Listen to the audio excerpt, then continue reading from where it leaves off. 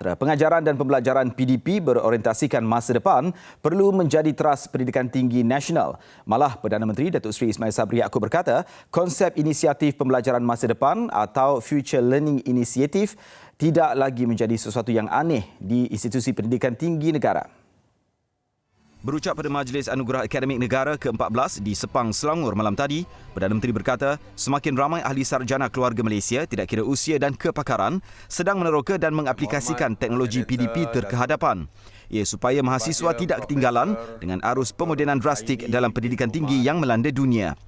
Dengan cabaran yang dibawa oleh proses revolusi industri, masalah berkaitan pandemik global dan bermacam lagi tembok halangan, institusi pendidikan tinggi tempatan hari ini menjadi medan penentu jatuh atau bangunnya perantis ilmuwan masa hadapan negara. Tambah beliau, peranan ahli akademik amat penting bagi menyiapkan keluarga Malaysia, khususnya generasi muda untuk mencapai sasaran negara berpendapatan tinggi pada 2025, seperti mana ditetapkan dalam rancangan Malaysia RMK ke-12. Justru kerajaan akan memastikan usaha bersepadu dilaksanakan bagi menggalakkan peralihan kepada sistem pendidikan tinggi yang lebih fleksibel dan memenuhi kehendak industri.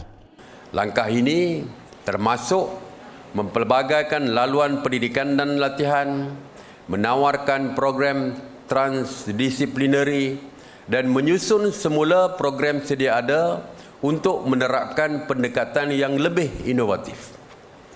Ia akan membolehkan institut pengajian tinggi menawarkan lebih banyak kurikulum yang fleksibel dan dinamik serta boleh dikemas kini dan diselesaikan dan disesuaikan mengikut permintaan industri. Tambahnya, pendidikan dan latihan teknikal serta vocational TVET akan diberikan penekanan penting dan dijadikan sebagai pilihan utama, bukan lagi pilihan kedua untuk pelajar yang tidak berjaya dalam bidang akademik. Daya tarikan serta kualiti penyampaian dan latihan TVET akan dipertingkat melalui penambahan akreditasi, pengiktirafan dan pensijilan. Institut Pengajian Tinggi IPT juga, ujar Datuk Seri Ismail Sabri, akan terus digalakkan untuk mempertingkatkan pendidikan keusahawanan bagi membudayakan nilai keusahawanan dalam kalangan pelajar. Di pentas sama, Perdana Menteri mahu pensyarah atau pengajar pendidikan tinggi menjadi ejen perubahan demi keharmonian dan kesejahteraan keluarga Malaysia. Tambah beliau, golongan itu bukan sekadar mendidik tetapi perlu menjadi seorang ahli sarjana awam yang berbakti kepada semua lapisan keluarga Malaysia.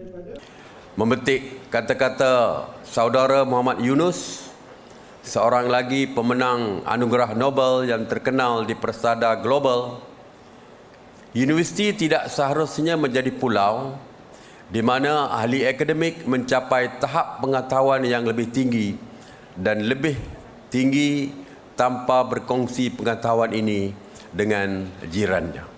Ahli akademik juga jelasnya perlu melengkapkan diri seiring dengan perkembangan revolusi perindustrian 4.0 yang memperkenalkan kaedah baru dalam teknologi seperti kecerdasan buatan AI, pendigitalan, internet mudah alih berkelajuan tinggi, analitis data raya dan internet benda IoT yang akan memberi kesan kepada pendidikan serta latihan. Malah Perdana Menteri mahu penerima Anugerah Akademik Negara yang dinobat dan diangkat malam tadi menjadi ikon dan contoh ikutan kepada ahli akademik lain, terutama golongan pensyarah muda. Dalam majlis itu, Profesor Emerita Datuk Dr. Asma Ismail dari Universiti Sains Malaysia USM dan Profesor Datin Paduka Dr. Khatijah Muhammad Yusof dari Universiti Putra Malaysia UPM menerima Anugerah Tokoh Akademik Negara ke-14.